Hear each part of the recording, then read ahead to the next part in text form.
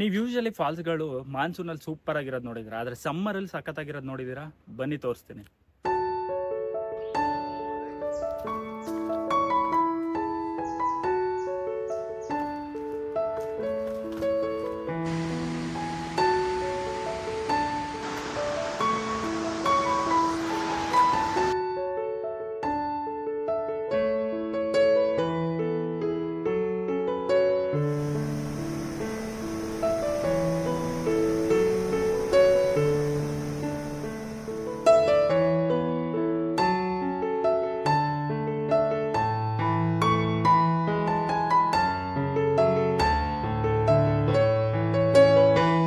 Usually falls ಅಂದ ತಕ್ಷಣ ನಿಮ್ಗೆ ನೆನಪಾಗದೆ ಮಾನ್ಸೂನ್ ಟೈಮು, ಬಟ್ ಸಮ್ಮರಲ್ಲೂ ಸಹ ಸೂಪರ್ ಆಗಿರುವಂಥ ಒಂದು ಫಾಲ್ಸ್ ಇದೆ, ಅದೇ ಉಂಚಳಿ ಫಾಲ್ಸ್.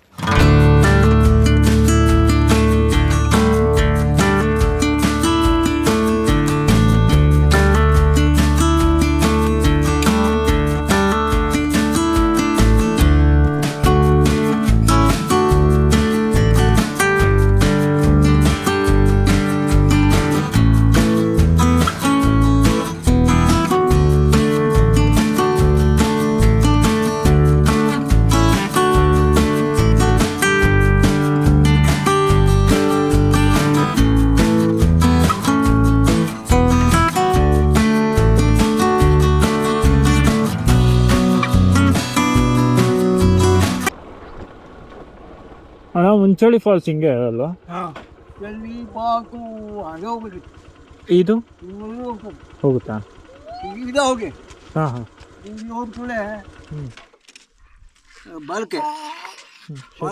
ಸೀದಾ ಹೋಗ್ಬೇಕು ಮೇಲೆ. ಹೌದಾ? ನೀರಿದೆಯಾ? ನೀರಿದೆಯಾ?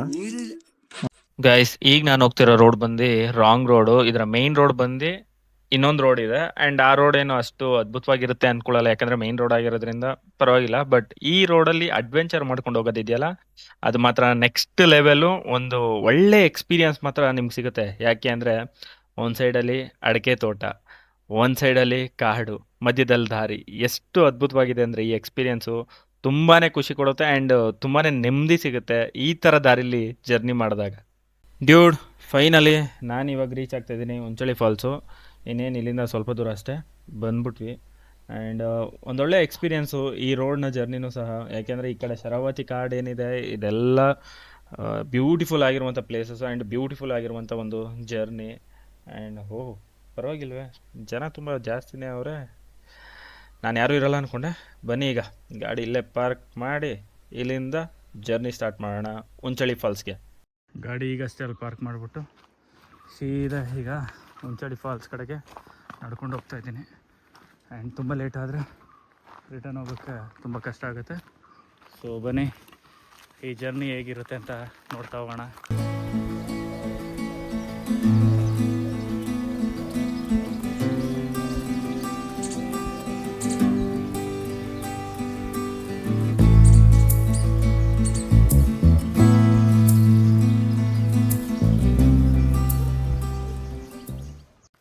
ಆ್ಯಕ್ಚುಲಿ ಈ ಉಂಚಳಿ ಫಾಲ್ಸ್ ಮುಂದೆ ಎಲ್ಲಿರೋದಂದರೆ ಶಿರ್ಸಿ ಹತ್ರ. ಸೊ ಶಿರ್ಸಿಯಿಂದ ಸುಮಾರು ಒಂದು 60 ಕಿಲೋಮೀಟ್ರ್ ದೂರದಲ್ಲಿ ಬಂದರೆ ಕಾಡು ಮಧ್ಯೆ ಇದೆ. ಬಟ್ ನೆಕ್ಸ್ಟ್ ಲೆವೆಲ್ ಆ್ಯಕ್ಚುಲಿ ಈ ಒಂದು ಜರ್ನಿ. ಬೇಸಿಕಲಿ ಈ ಕಾಡು ರೋಡಲ್ಲಿ ಓಡಾಡಿ ನನಗೆ ಹೆಂಗೆ ಅನಿಸ್ಬಿಟ್ಟೈತೆ ಅಂತಂದರೆ, ಆದಷ್ಟು ಜನಗಳಿಂದ ದೂರ ಇದ್ದು ಈ ಕಾಡಿಗೆ ಹತ್ರ ಆದರೆ ಎಷ್ಟೋ ಮನ್ಸಿಗೆ ನೆಮ್ಮದಿ ಸಿಗುತ್ತೆ. ಇತ್ತೀಚೆಗೆ ಟ್ರಾವೆಲಿಂಗ್ ಸ್ಟಾರ್ಟ್ ಮಾಡಿದ್ಮೇಲೆ ಕಿವಿಗೆ ಒಂದೇ ಸೌಂಡ್ ಕೇಳಿಸೋದು, ಅದು ಹಾರನ್ ಸೌಂಡ್ ಬಿಟ್ಬಿಟ್ಟು ಪಕ್ಷಿಗಳ ಸೌಂಡು, ಈ ಗಾಳಿ ಸೌಂಡು, ಸಮುದ್ರದ ಅಲೆಗಳ ಸೌಂಡು, ಈ ಕಾಡು.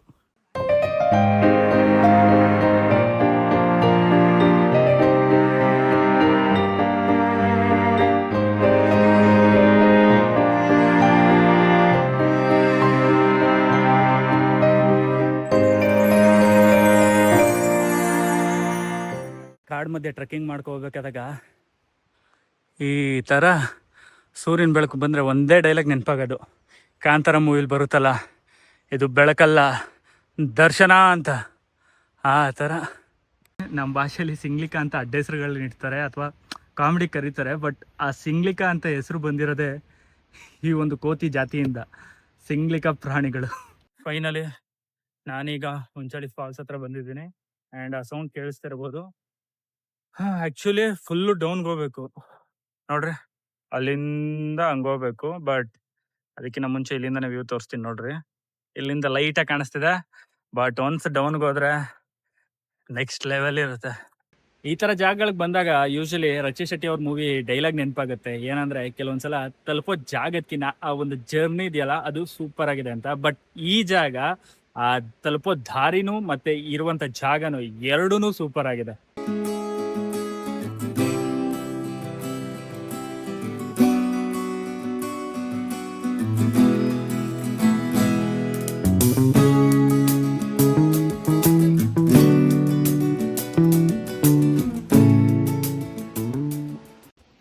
ಸೊ ಗೈಸ್, ಫೈನಲಿ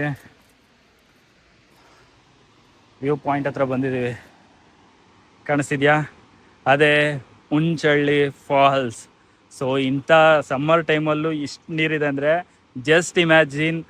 ಅಕಸ್ಮಾತ್ ಏನಾದರೂ ಮಾನ್ಸೂನ್ ಟೈಮು ಮಳೆಗಾಲದ ಟೈಮಲ್ಲಿ ಬಂದರೆ ನಿಮ್ಗೆ ಆ್ಯಕ್ಚುಲಿ ನೀರಿಗಿನ ಫಾಗೆ ಜಾಸ್ತಿ ಕಾಣಿಸುತ್ತೆ. ಮತ್ತು ಆ ರಭಸಕ್ಕೆ ನೀವು ಈಗ ನಾನೇನು ಮಾತಾಡ್ತಾ ಇದ್ದೀನಿ ಅಟ್ಲೀಸ್ಟ್ ಇಷ್ಟು ಕ್ಲಿಯರೆನ್ಸ್ ಇದೆಯಲ್ಲ, ಇಷ್ಟು ಕ್ಲಿಯರೆನ್ಸ್ ಇರಲ್ಲ, ಅಷ್ಟು ಸೌಂಡ್ ಇರುತ್ತೆ. ಗೈಸ್, ಆ್ಯಕ್ಚುಲಿ ಹೇಳ್ಬೇಕಂದ್ರೆ ಜಸ್ಟ್ ಫಾಲ್ಸ್ ನೋಡೋಣ ಅಂತ ಬಂದೆ. ಬಟ್ ಫಾಲ್ಸ್ ಜೊತೆಗೆ ಇಲ್ಲೊಂದು ವ್ಯೂ ಇದೆ, ಅದನ್ನ ನೋಡಿದ್ರೆ ಕಳೆದೋಗ್ತೀರಾ. ಕಾಣಿಸ್ತಿದ್ಯಾ? ಇದಕ್ಕಿನ್ನ ಬೇಕಾಗುರು. ಆ್ಯಕ್ಚುಲಿ ಮೇಘಾಲಯಕ್ಕೆಲ್ಲ ಹೋಗ್ತೀವಿ, ಬಟ್ ಕರ್ನಾಟಕದ ಮೇಘಾಲಯ ಅಂತಲೇ ಹೇಳ್ಬೋದು. ಫಾಲ್ಸು, ಫುಲ್ಲು ಗ್ರೀನರಿ ಇರುವಂಥ ವ್ಯೂ, ಇದಕ್ಕಿನ್ನ ಇನ್ನೇನು ಬೇಕು? ಇದೇ ಸ್ವರ್ಗ.